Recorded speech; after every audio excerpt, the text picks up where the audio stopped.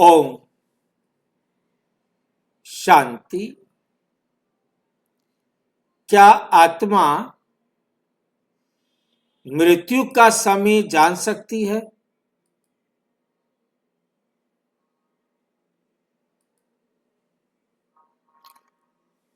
इस विषय पर आज हम मनन चिंतन करेंगे।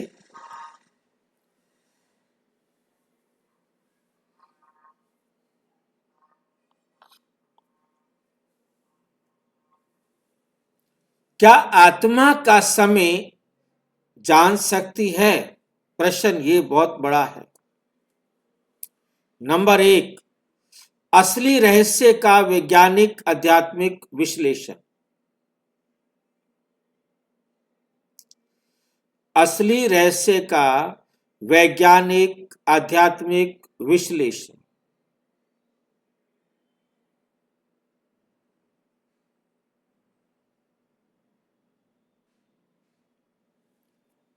नंबर 2, यदि आत्मा को मृत्यु का ही समय पता हो, ये एक ऐसा सत्य है जिसके बारे में कोई बात नहीं करता। यदि आत्मा को मृत्यु का ही समय पता हो, ये एक ऐसा सत्य है जिसके बारे में कोई बात नहीं करता, कि इसके बारे में कोई बताएगा ही नहीं।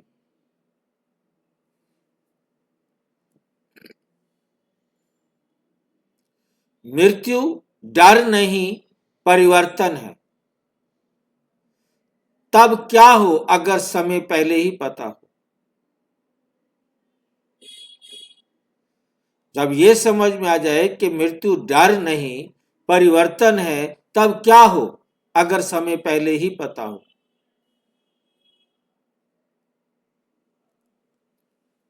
यदि आत्मा को अपनी मृत्यु का समय पहले से पता चल जाए तो क्या होगा? क्या जीवन और भी श्रेष्ठ हो जाएगा, या पूरी प्रकृति का सिस्टम ही डिस्टर्ब हो जाएगा?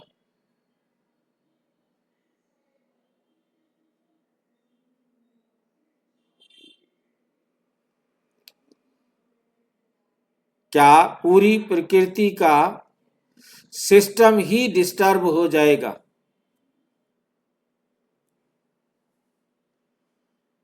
क्या मृत्यु का समय पहले से ही पता हो सकता है? प्रश्न, क्या मृत्यु का समय पहले से ही पता हो सकता है? ज्ञान के अनुसार आत्मा अनश्वर है। आत्मा का कभी नाश नहीं होता। परिवर्तन होता है शरीर का। इसलिए सृष्टि नियम अनुसार पूर्ण समय पूर्व ज्ञात नहीं कराया जाता। एक्यूरेट टाइम, पूरा टाइम, समय पूर्व ज्ञात नहीं कराया जाता। क्यों नहीं कराया जाता? क्यों नहीं बताया जाता भाई? क्योंकि इससे स्वाभाविक कर्म, स्वतंत्र इच्छा, फ्री विल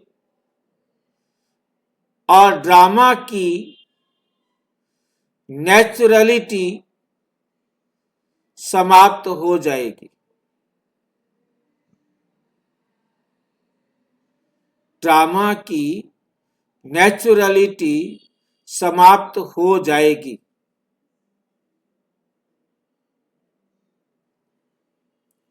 ड्रामा में तो नेचुरलिटी चाहिए, फ्री विल चाहिए, वो दोनों के दोनों जो है क्या हो जाएंगे? खत्म हो जाएंगे।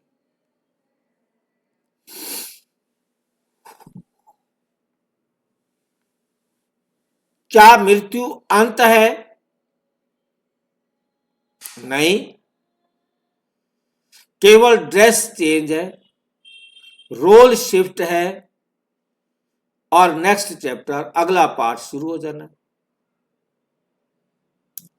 मृत्यु अंत तो नहीं है ना। हम रोज ड्रेस चेंज करते हैं, नई ड्रेस पहनते हैं, उसी प्रकार से ड्रेस चेंज है, रोल शिफ्ट है, नेक्स्ट चैप्टर।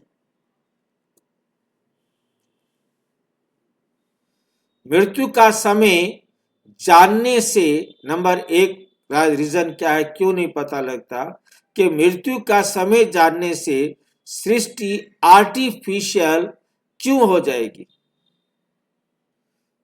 लोग कहते हैं यदि पता लग जाए तो फिर ये संसार आर्टिफिशियल बन जाएगा। क्यों आर्टिफिशियल हो जाएगा?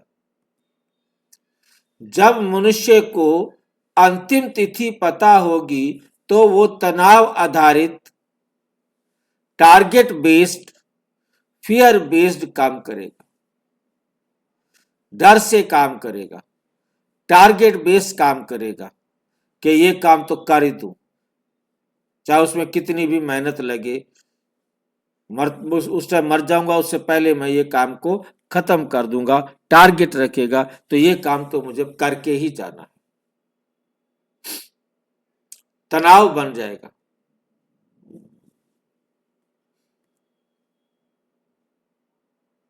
नेचुरल फ्लो समाप्त हो जाएगा।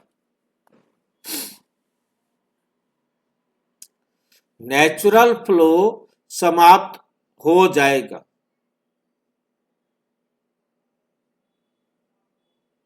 शिकायत शुरू हो जाएगी, कंपैरिजन शुरू हो जाएगा, डिप्रेशन बढ़ जाएगा,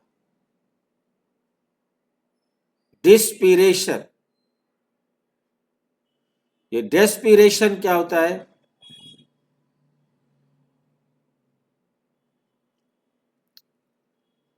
जिसमें हम ऐसा महसूस करते हैं कि मेरे से नहीं होगा।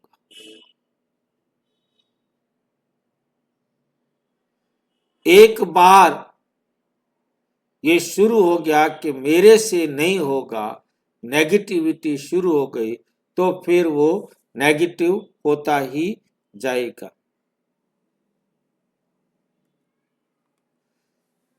उदाहरण के लिए, जैसे मोबाइल की बैटरी में पता लग जाए कि 5% बचा, देखकर पैनिक मोड में आ जाते हैं, इसको चार्ज किया जाए नहीं तो ना फोन आएगा ना फोन कर सकेंगे। वैसे ही जीवन भी पैनिक मोड बन जाएगा। ये भी कर लूं, वो भी कर लूं, अब क्या होगा, उसका क्या होगा, उसका क्या होगा। बस चारों तरफ से हर प्रकार का पैनिक मोड हो जाएगा कि मोबाइल तो कॉल ही नहीं आएगी, फोन नहीं कर सकेंगे, फोन खत्म, फोन खत्म। ये नाटक बेहद स्वाभाविक रूप से चलता है। ये नाटक बेहद स्वाभाविक रूप से चलता है। 63 जन्मों का देह अभिमान और लिमिटेड विजन।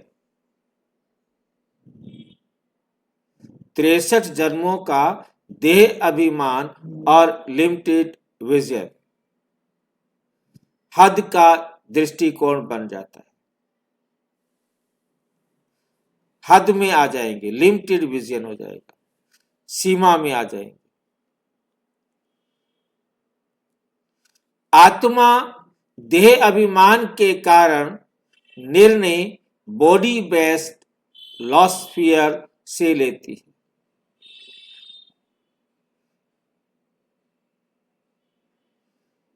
क्योंकि आत्मा देह अभिमान में आ जाती है, फिर शरीर के आधार पर वो निर्णय लेती है। शरीर के आधार पर जब निर्णय लेते हैं उसमें लॉस और फियर, उसे घाटा ही दिखाई देता है, डर ही दिखाई देता है। यदि बचपन में ही मृत्यु समय बताया जाए तब भी देह अभिमान बुद्धि उसका सही उपयोग नहीं करेगी। उसका सही उपयोग नहीं करेगी।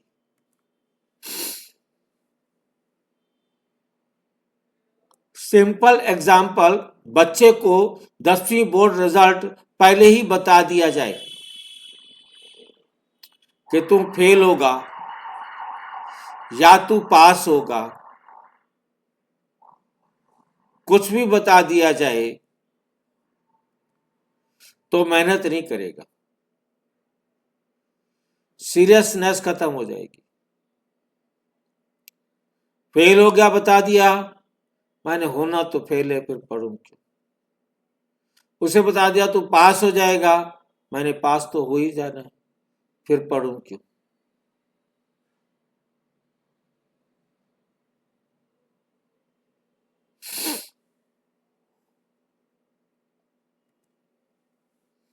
देह अभिमान ही भय का कारण है। ये ऐसा देह अभिमान है जिसके कारण भय आता है।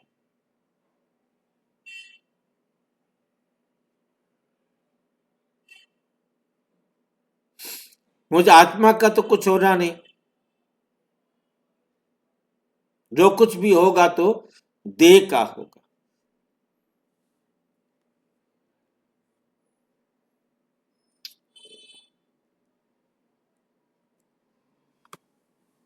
मृत्यु केवल ड्रेस चेंज है, कॉस्ट्यूम शिफ्ट,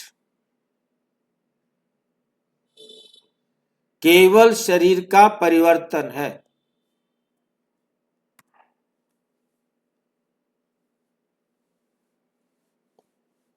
आत्मा इमोर्टल है, अमर है, डिस्ट्रक्टिबल है, उसका कोई भी टुकड़े या काट पीट नहीं सकते, उसको विनाश नहीं कर सकते। ट्रेवलर है, यात्री है। शरीर केवल कॉस्ट्यूम है, ड्रेस है, माध्यम है, मीडियम, इंस्ट्रूमेंट, एक साधन है जिसके द्वारा आत्मा कर्म करती है।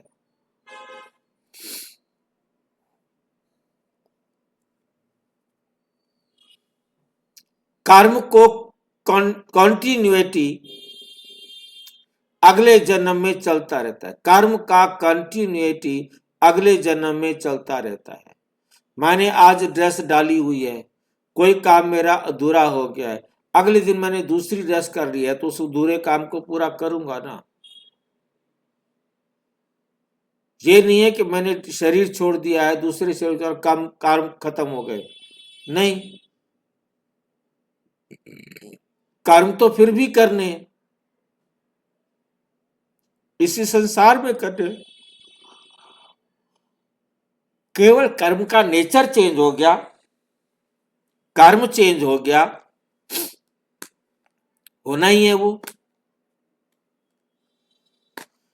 कर्म का कंटिन्यूटी अगले जन्म में चला जाता है।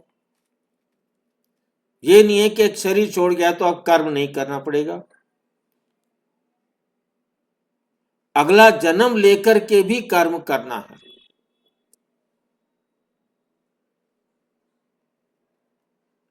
वास्तविक जीवन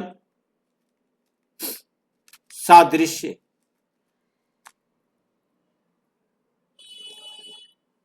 जैसे एक्टर सेट से एग्जिट करके दूसरे किसी सीन कॉस्ट्यूम में एंटर करता है,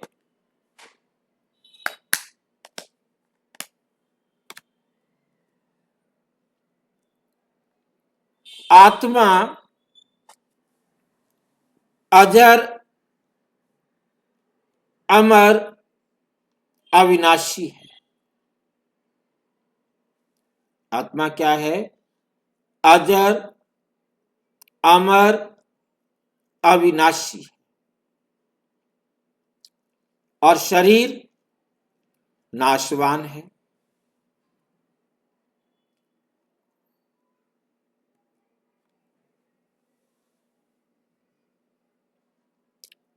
कार्मिक अकाउंट मल्टी बर्थ साइकिल में ऑपरेट होता है।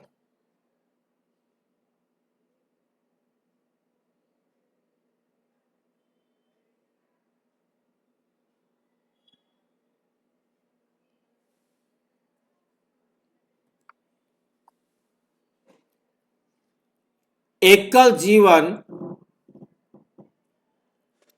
अंतिम नहीं,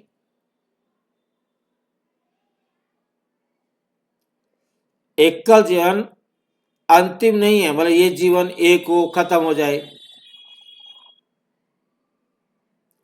कई जन्मों में खाता किताब शेष होता है। ये हमारा खाता कई जन्मों तक चलता रहता है। मुक्ति तब जब कोई बाकी बचा हुआ शेष काम ना रहे।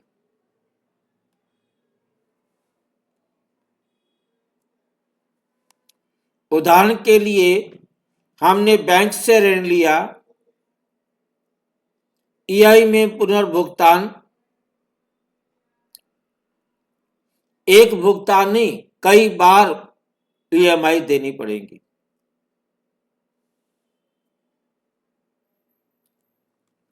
हिसाब किताब बड़ा सूक्ष्म है। ईएमआई के साथ इंटरेस्ट भी होता है। तो हमारा भी हिसाब किताब बड़ा सूक्ष्म है, जन्म जन्मांतर का है।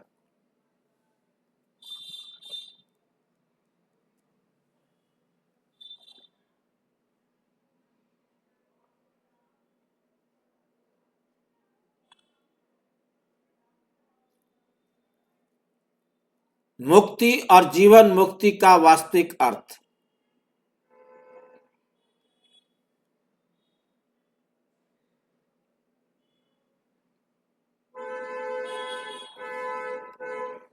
मुक्ति और जीवन मुक्ति का वास्तविक अर्थ।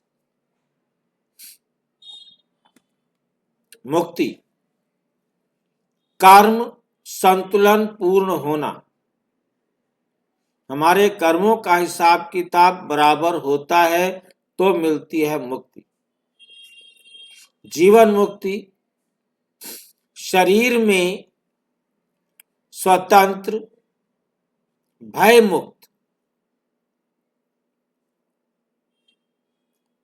मुक्ति का तो मतलब बड़ा सिंपल है, कर्मों का हिसाब किताब बराबर किया और मुक्ति हो गई। जीवन मुक्ति शरीर में स्वतंत्र और भय मुक्त। जितना हम अपने आप को इस शरीर से स्वतंत्र अनुभव करेंगे, भय मुक्त अनुभव करेंगे, उतना जीवन मुक्ति। इससे आगे है शांति आधारित जीवन भी होता है।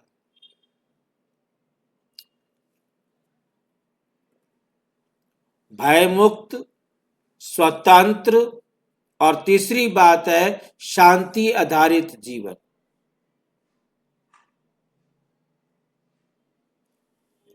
क्योंकि भय होगा तो शांति नहीं आ सकती, भय होगा तो शांति नहीं आ सकती, शरीर का बंधन होगा तो भी शांति नहीं आ सकती। देह और देह के संबंधियों को भूल एक बाप को याद कर,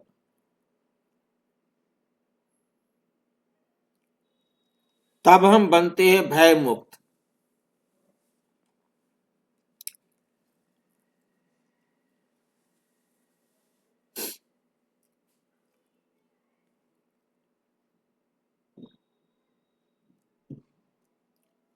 डरना नहीं, डरना बेकार है। मृत्यु जानना आवश्यक नहीं, कि मृत्यु कब होगी ये जानने की जरूरत नहीं।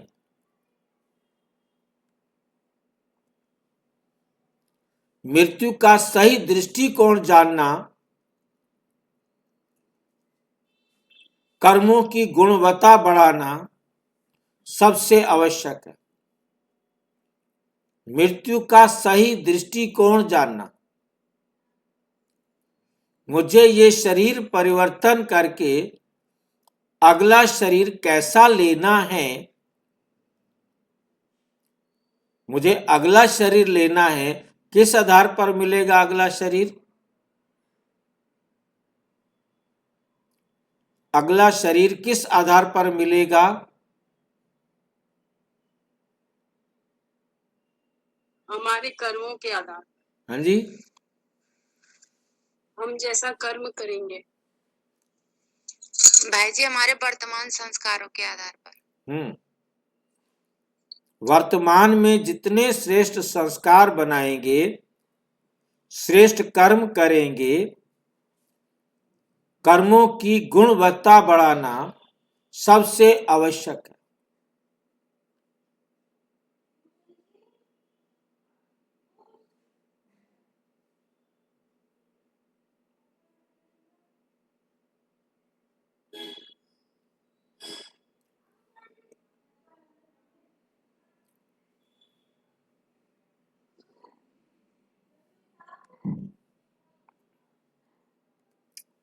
मृत्यु अंत नहीं, ये शिफ्ट है।